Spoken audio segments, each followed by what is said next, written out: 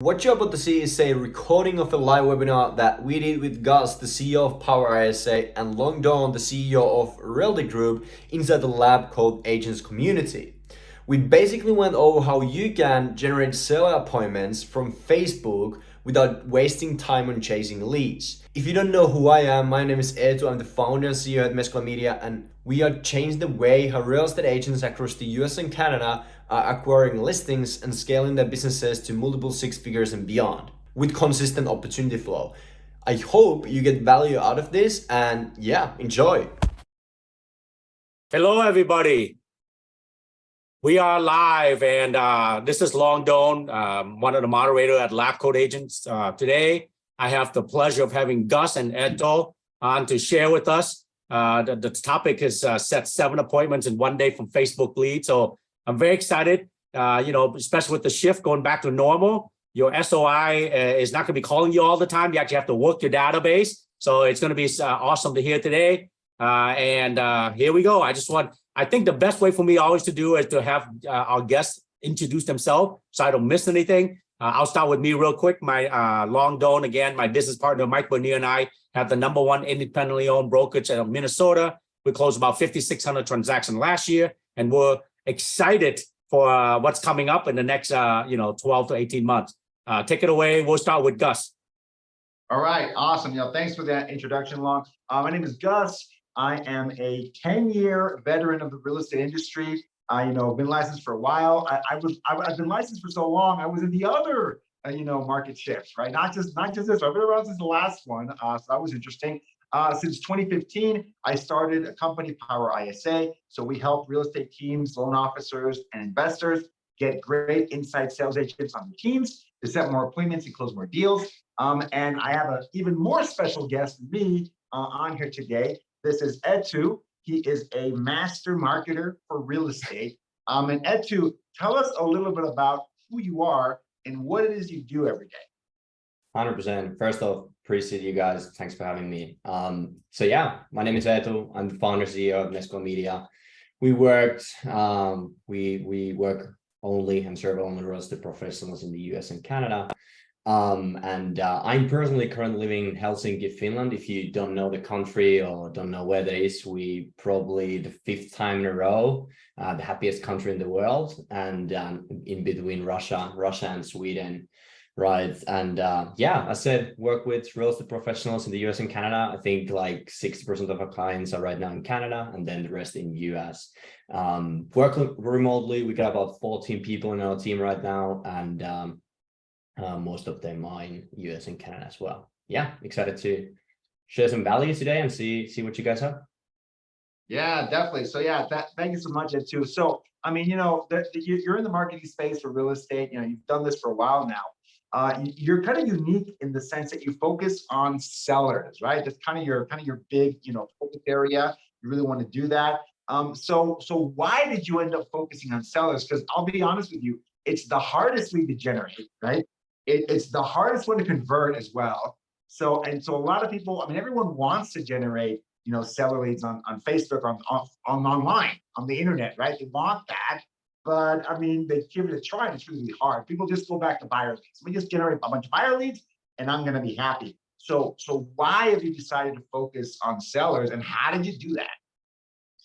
I don't know, maybe I just love challenges, but so it didn't stop there. Like, first off, we were doing buyer lead gen and focusing on buyers, and I think it was like back to like January 21. Some of our clients were like, "Hey, could you do sellers maybe? Like, could you make that happen?" And I was like, "I don't know, let's see." And then it kind of started from there. Work with our clients kind of like side by side and like exactly what they were looking for, and then created ads and funnels and whatnot based on that. I gotcha. Oh, Edu, is that me or is that you? Kind of freezing up. I think he froze. Oh, there he is. He's back. And Helsinki is a long ways away from here, so that's okay every now and then. Satellite passing by, missed it for a little bit, but go ahead, Gus.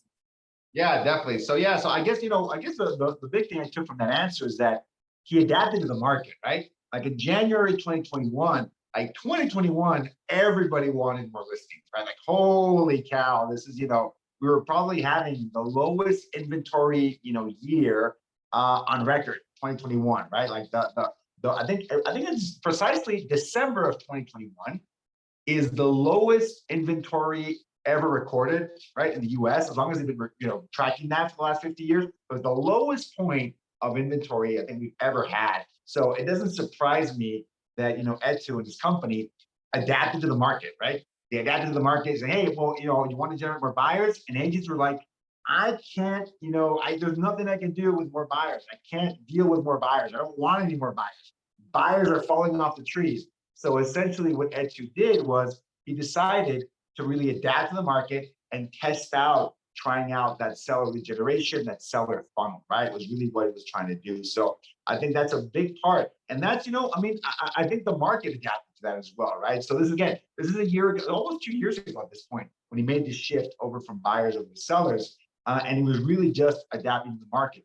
The challenge though, and Etu will be back in a few minutes, but the challenge with seller leads, I want to lay this out for folks, is that there's essentially, this is conventional wisdom. This is, really well-known knowledge, that there's two ways to generate them, okay, online. There's really only two ways that are common.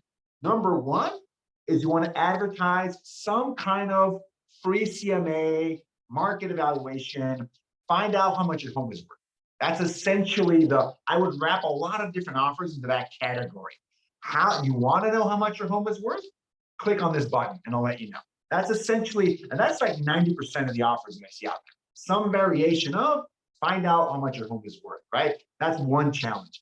The other one is, it's usually some kind of a lead magnet, a PDF, an ebook about how to get more money in the sale of your home, how to prepare your home to be sold, how to do something around selling your home, right? But I'm going to help you with that. It's usually one of the two. That's what I've seen in 99.9% of seller lead generation online, not just Facebook. It's not just specific to Facebook. It is how much my home is worth, or some ancillary service around helping you sell your home, okay? So there's some big problems with those offers, okay? It's not a small detail. There's some big problems. They're very broad, okay?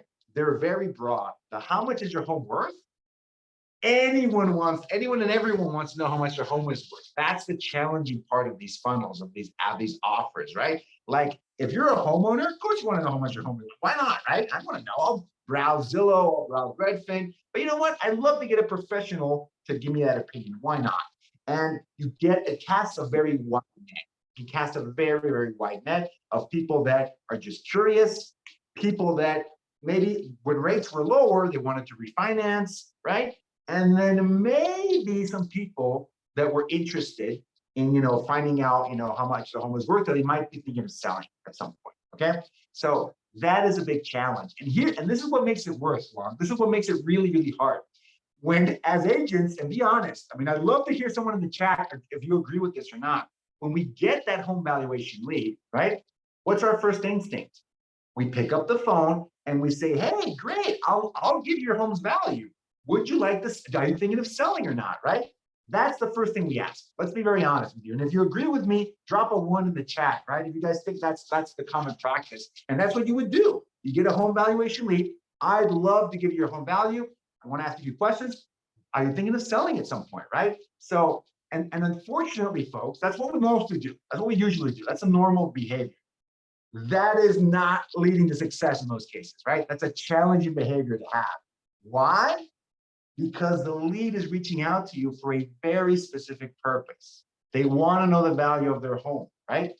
And, in our team, our ISAs, and the agents that I help and I consult with and I coach, when you contact these home valuation leads, there's one thing you're prohibited from saying, and that is selling your home or listing your home. You can't say those words. It is forbidden. It is prohibited, right?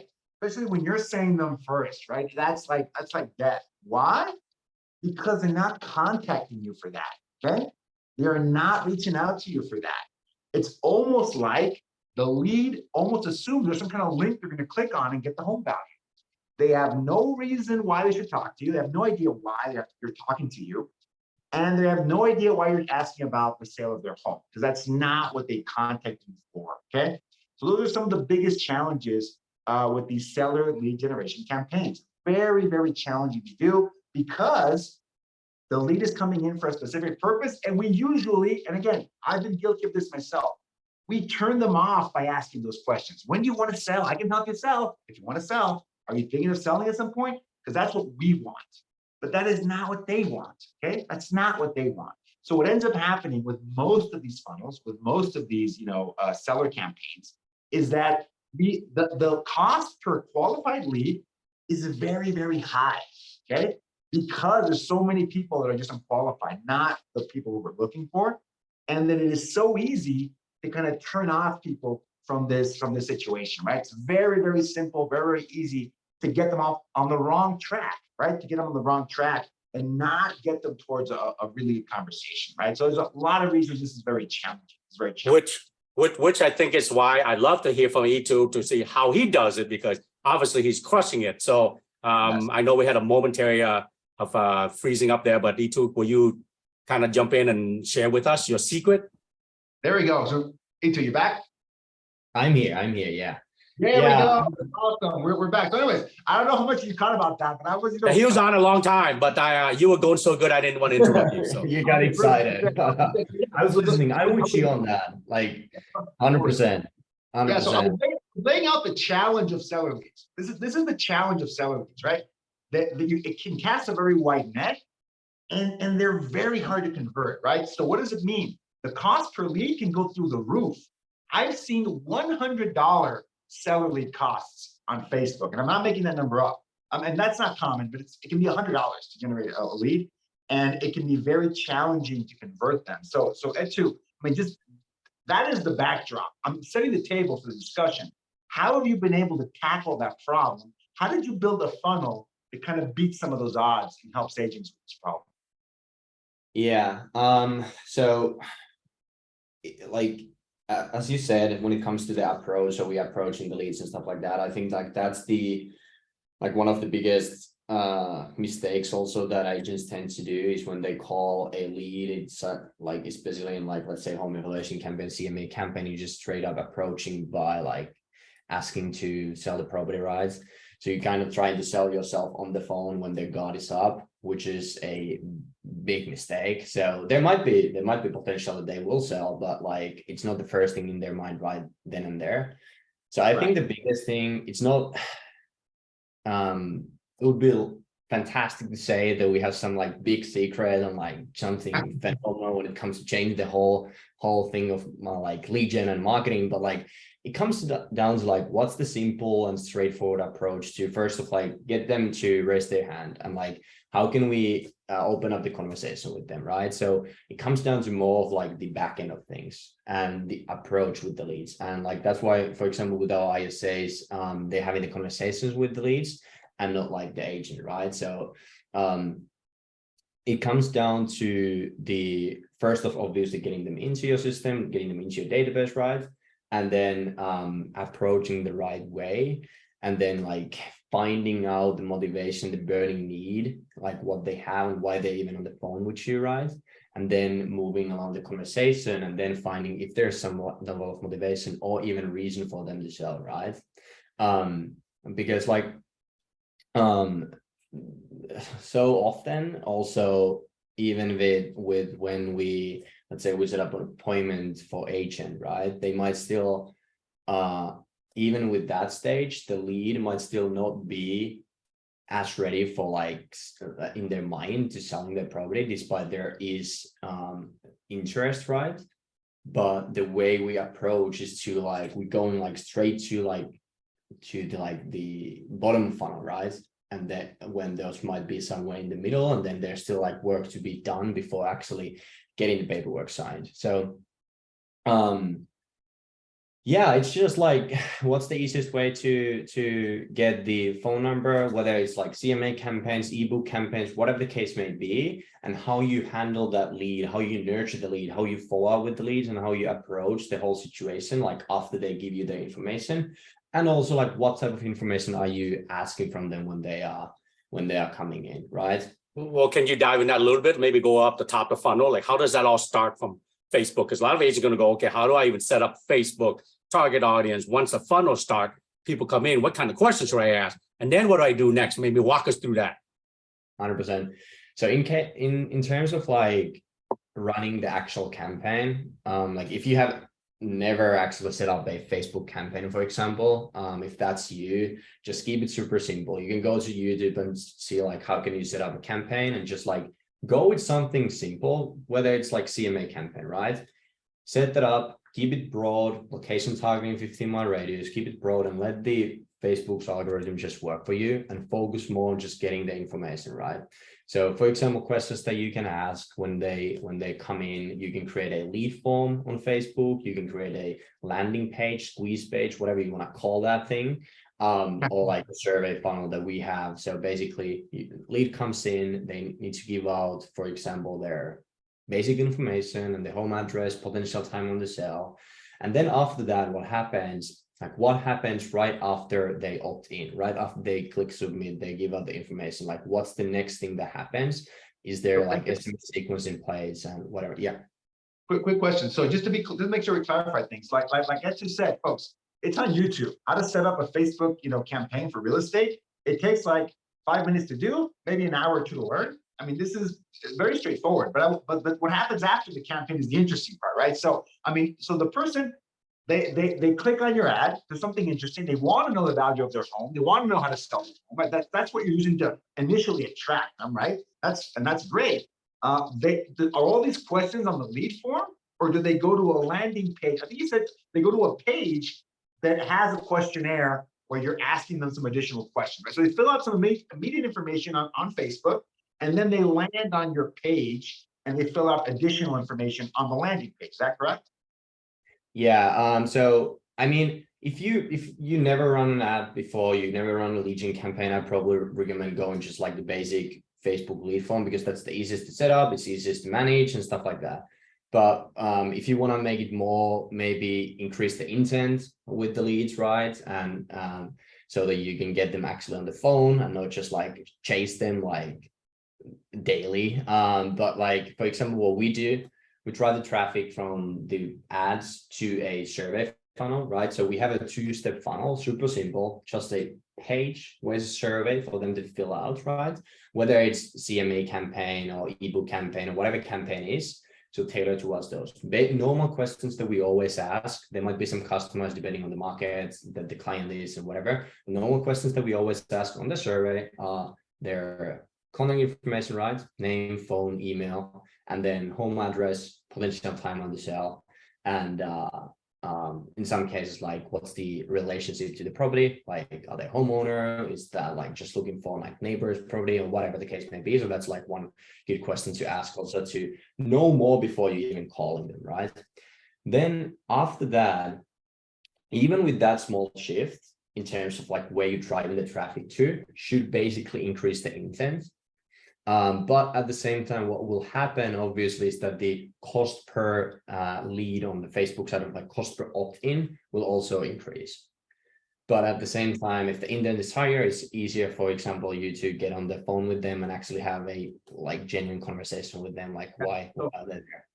I want to emphasize that, because that is like an unbelievably important point that Etu just made. Okay, guys, it's so important. I'm going to restate it, right? So Ed was talking about his funnel. Like, people are, I mean, making a Facebook page, making a Facebook lead form is very easy to do, and anyone can do it, right?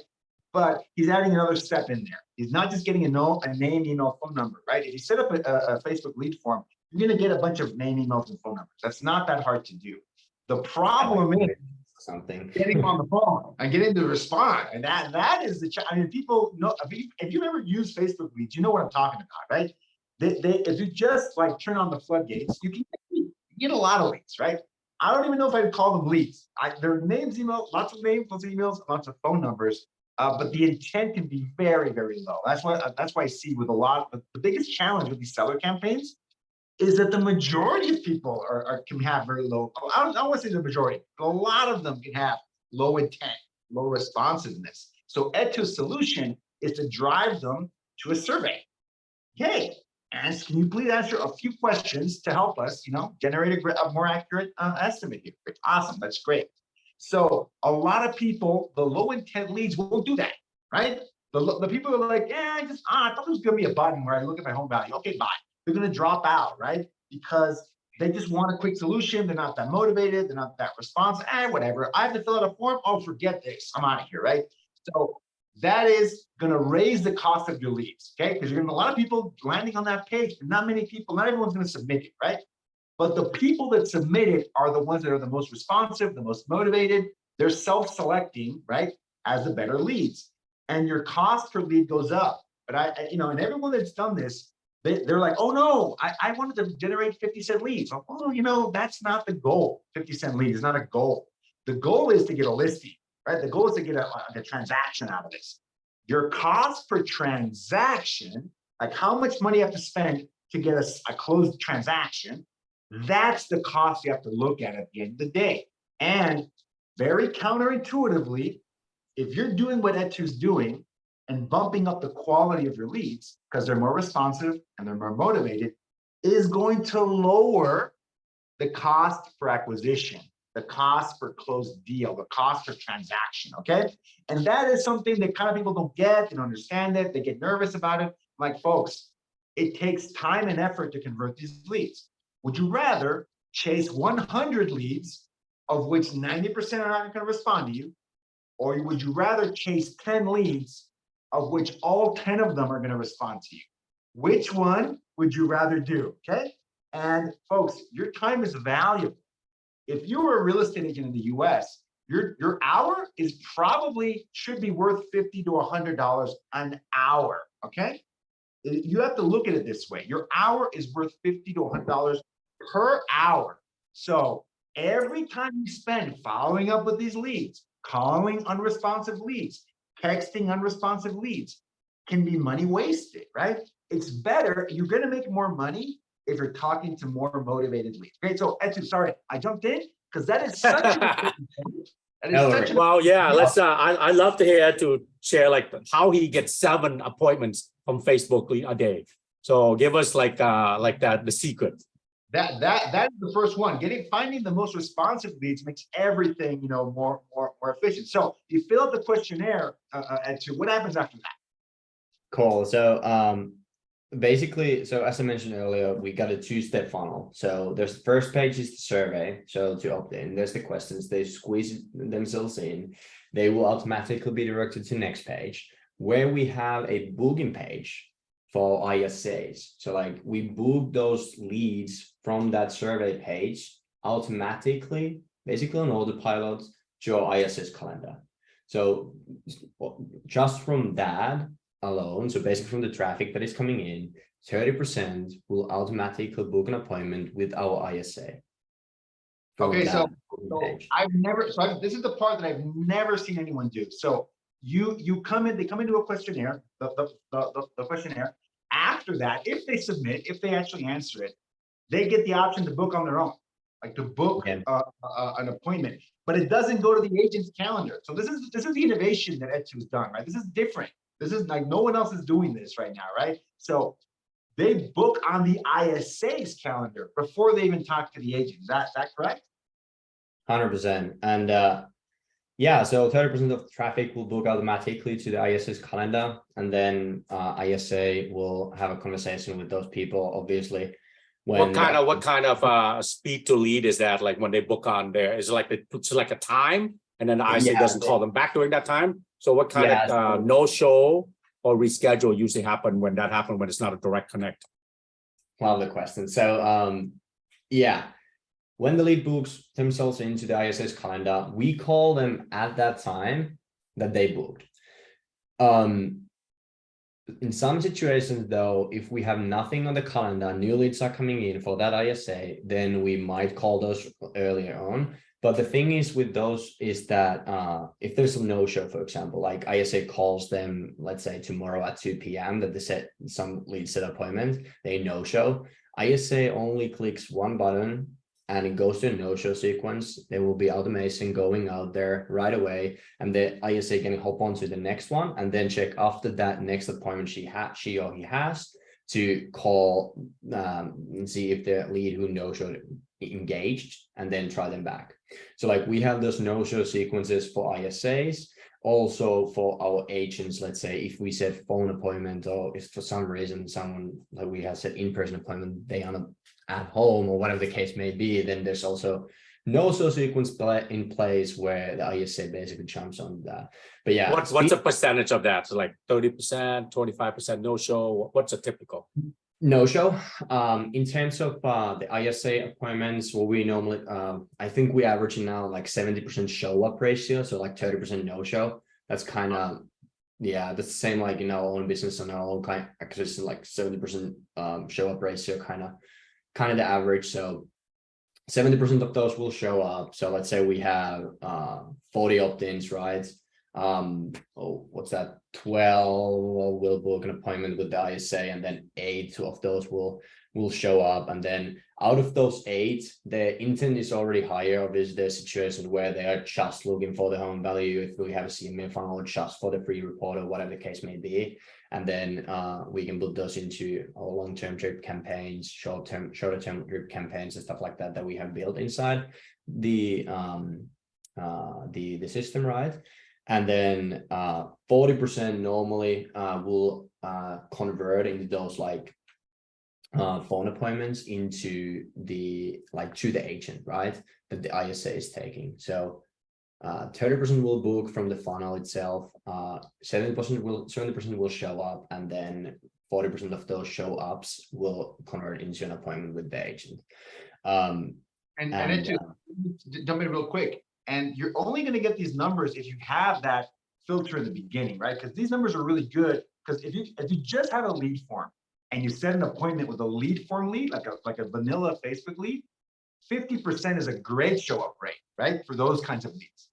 I mean, it's usually going to be lower than 50%. It's going to be 30%. It can be even less than that, because you're not doing the filtering at the top of the funnel, right? Does that make? I mean, that you're only going to get numbers like people are saying, "Oh my God, 70% attended." What are you talking about? Like this is not a coincidence, right? This is because it's designed that way, that you're only working with the most responsive, the most motivated people are coming down into those numbers. That's why they're much higher than like what you're probably seeing on Facebook, because they're higher intent leads. Yeah, 100%. And like we for example, when someone books from the booking page to ISA calendar, there's like confirmations, reminders in place also, and all that stuff. And then so those are the numbers from there. So that's pretty powerful, but obviously there will be like 70% who do not book an appointment with the ISA, right? From that booking page. What about the 70% that don't automatically book right off the bat? That's something cool for those people. So we have, for example, like overnight, we don't work 24/7. So leads that are coming overnight and do not book an appointment from the booking page, we have AI booking bot basically replying to them right away. So replying like, "Hey, thanks for applying, whatever, when is the good time to touch base on this?" They reply, "Tomorrow at 4. Okay, cool. We have this available." So the AI booking bot will book that into the ISA calendar on autopilot as well. Theirs will be like on that, plus then the ones who do not engage with the AI booking bot, because there's a lot, those will go into Power Dialer, right? So we have one ISA basically dedicated to just like dial those through. Okay, so let me map this out. 30% book on their own. The other 70%, you get a bot engages with them. This is on Facebook Messenger, or this is on Messenger or text? SMS, yeah. Okay, so text. A text bot kind of engages with them, right? If they didn't book. And on top of that, an ISA calls anyone that didn't engage with the bot. So you've got so folks, this is important, right? Because this is why he's able to convert so many of these leads, because you're not just relying on the people that self-book. You're not, that's a really high percentage, but you're not just relying on that. You're doing text message automation to try to get them to book with a bot, and you're doing an ISA calling everyone else that hasn't responded, hasn't self-booked, hasn't responded to the text automation, you call them, right? You do all three of those things. And then on top of that, there is like people who do not engage with the AI, we can't get a hold of, right? Like the first 7 days, like the first 5 days, it's around like 15 touches. And then the first 7 days, there is like a power follow-up with like email with the CTA, the booking a call with the ISA again. And then there is SMS campaign following up with them, trying to get them engaged, like, following up with them, chasing the leads, and then ISA will obviously manually as well through power dialer, as well as texting as well. If some people do engage better with SMS than calling, so that's like a big part as well. That follow-up plan, those 15 touches in the first 5 days, how many of those are phone calls? How many of those are text messages? So those would be automated, right? But how many? What's a typical split? That's a lot in the first 5 days, a lot of touches. How do you split those up? Yeah. So basically, via SMS, if they don't engage with the bot, there is one like follow-up as automatic SMS the first 5 days. So like basically 5 via SMS. Then email campaign, that's actually 9 days, sorry, not 7, but 9 days for the email campaign. The last CTA is the 9th day, if I'm not totally wrong. So there's 2 days in between. So what is 4, 5 from there, and then the rest are manual calls, right? So, and depending on like when the lead comes in, let's say they come in the morning, then we have the possibility to try more throughout the same day. But quite honestly, the biggest focus where we were the biggest focus is the ones who do book straight up, because they are easy to convert. They are just also faster to convert. But then like automation and then manual chats will handle also chasing the other opt-ins. I got you. So in that really innovative step that you've created, that self. Some agents suck with approaching the lead, so that's why. And I mean, I think that you are absolutely right. Too, like that. I'm like, again, I'm an agent too, so I own this, right? I get it. I've had this approach too. Our instinct is to talk about what we want out of the call. Our natural approach is, hey, are you going to list in the next 90 days or not? Oh, okay, no, then I want to. That's the approach. That's how we come off to these leads. That's. Did I froze or Gustavo? Go ahead, Etu. We'll keep going until we have him back. But yeah, so keep showing us the funnel now. What's next after that? Yeah, and Gustavo was asking about the like what's the goal on the call and stuff like that. So obviously first up to like the approach is like tailored specifically like what was the thing they were inquiring on Facebook, Instagram, whatever platform. So like focusing on that first and approaching like, hey, for example, if it's a home evaluation, whatever. So hey, we got your message on Facebook that you're looking for your home value. Is that correct? And kind of like approaching with that. Cool. Could you give me a bit of more background? We do have like a lot of information already, but like kind of trying to get them open up and build them to report by asking questions, right? And then by going through that rabbit hole is basically to find out the motivation, like if there is legit thing, or is it just that they were just curious because whatever neighbor sold or whatever they seen in the news or whatever the case may be, or the market situation and whatnot. And then like after basically digging into that and finding out the reason why they're looking for the home value, right? And then a bit of approaching from that, right? And not talking about selling or anything at that point in time. And then we can go into like setting up the appointment.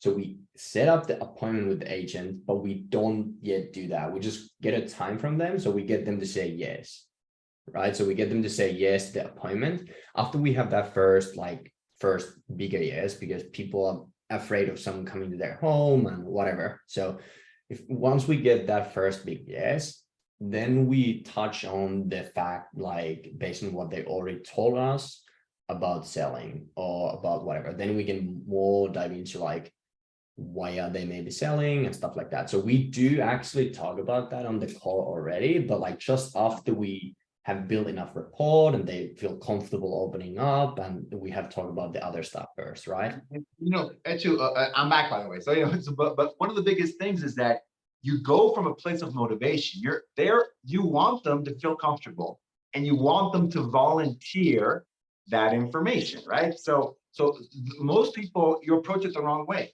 You approach it about what am I going to get out of this conversation? I want the appointment. I want to know if you're going Yeah, it's not about you.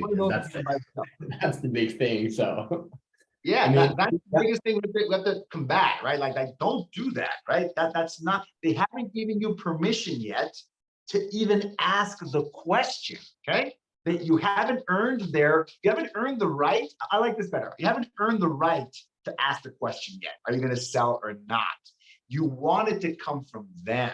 You want that is, if you ask the right questions, you're controlling the conversation, right? That if it comes from, that they feel comfortable talking to you, right? And having a real conversation, then it is much more likely that number one, they're going to be truthful with you, okay? That's another thing. Folks, in the US, if you talk to 1 out of every 7 people, they are going to be party to a real estate transaction in the next 12 months. Like that's just math, okay? I'm going to go 1 out of every 10 people in the US are going to be party to some kind of real estate transaction in the next 12 months, okay? So that's just like randomly. So with these leads, it is much higher. Let me just tell you that. It is much higher percentage of people. The reality is they're not forthcoming with you, okay? They're not going to tell you that. So I'm glad you made an emphasis on that, because it really matters how you ask the question and how you do it, right? So I think that's really, really awesome.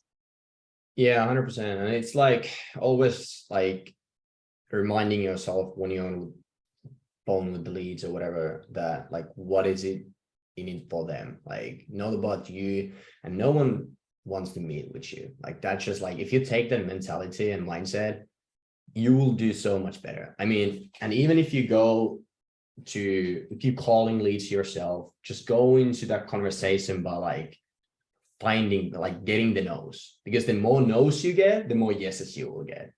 And it's like, when you get into that conversation that you're looking for the rejection, you'll like, even the smallest wins will feel big things, and you'll be more comfortable, and you'll also do better long term. You are more open-minded to learning more things, and also you get to learn to handle more objections and stuff like that on the phone as well. So yeah, it's about like what's the reason for them being on the call, right? And finding that, and finding kind of like the so-called burning need, right?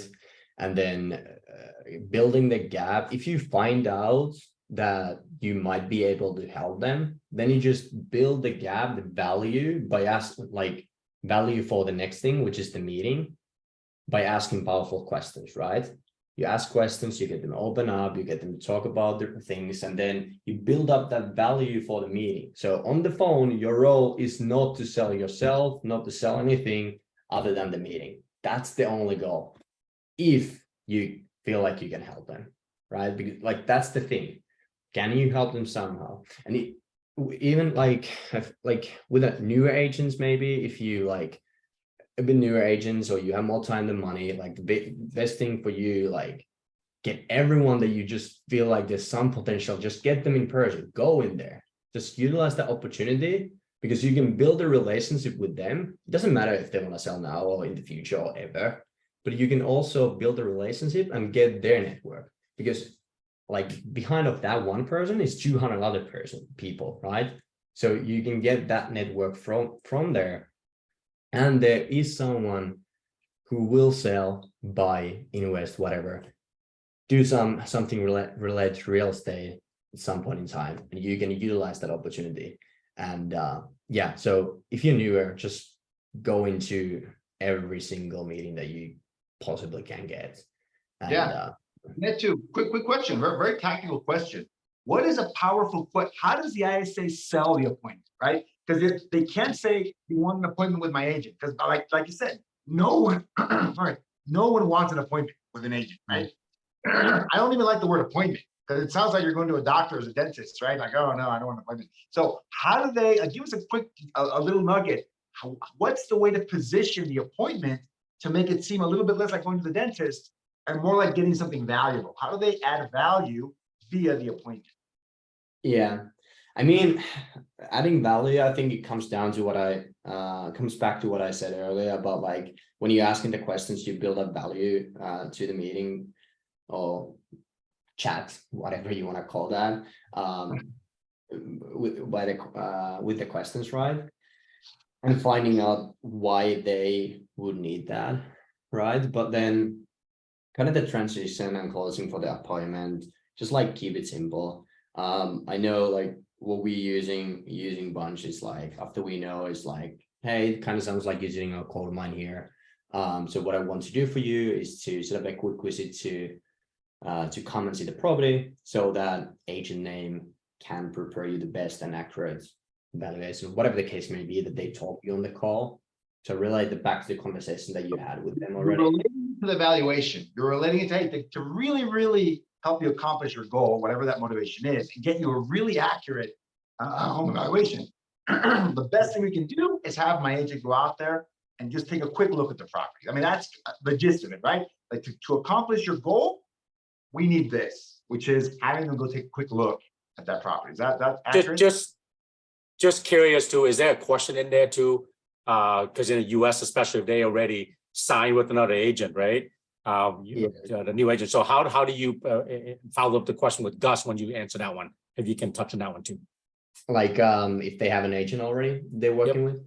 Yeah, so that's one of the basic questions, obviously, but like normally it comes like when we first asking a bit of background on like how we first like start the conversation is we relate that back to what they have filled out already, right? Whatever information we have, we kind of confirm that information. Then we like, hey, okay, cool. Could you tell me more about that? Could you tell me more about like what type of home you have, whatever the case may be, right?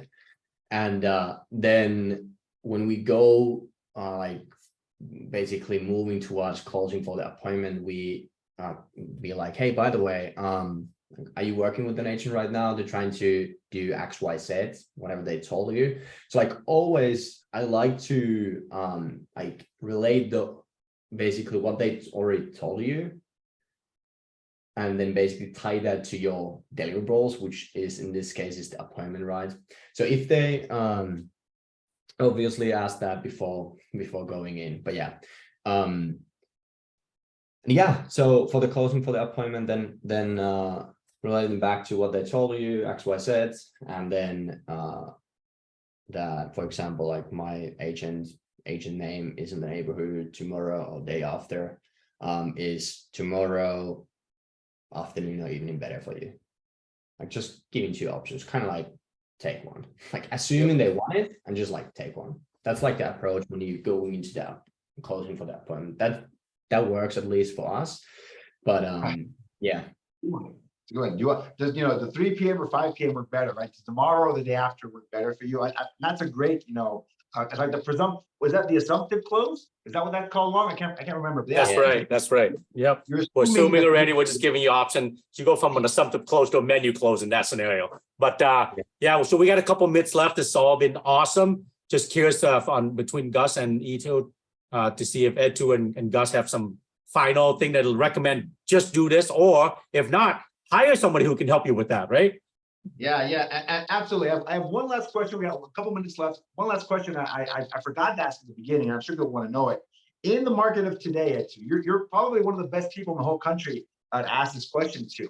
What kind of ad is working best right now to start this whole funnel off? Is it the home valuation? How much is my home worth? Is it the lead magnet PDF special guide to selling your home? What would you recommend to get started? Just to get started, someone that's just brand new.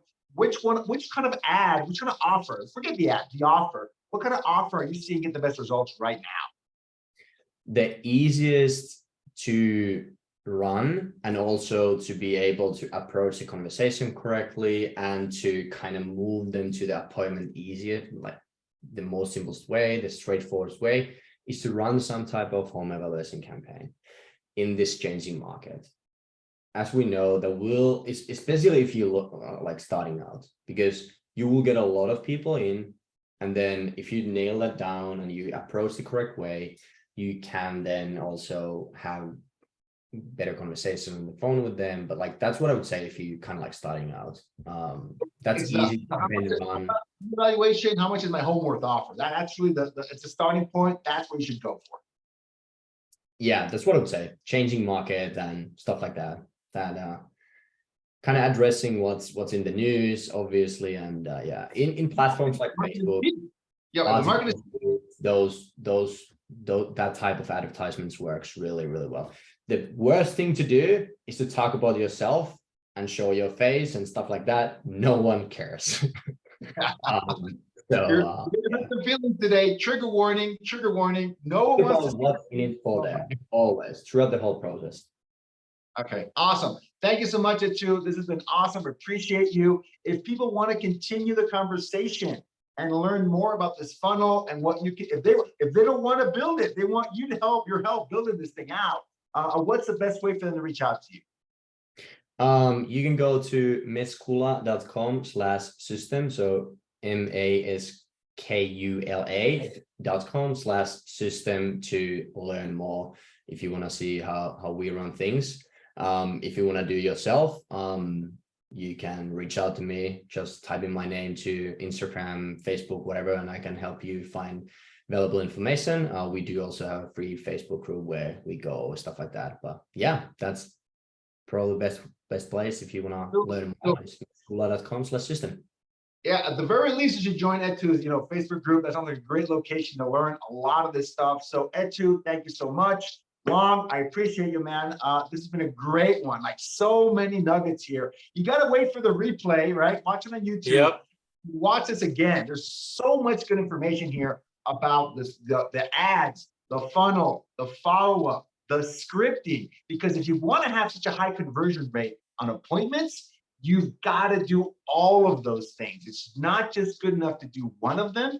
It is important to do all of those different parts. So you got to rewatch this one in detail. And if you have questions about anything about this one, we talked about a lot of things today. Shoot me a message, shoot a message to Etu. We'd love to help you guys out. 100%. All right. Thank you, everybody. Watch for this, like Gus said, on the rerun and rewatch this one.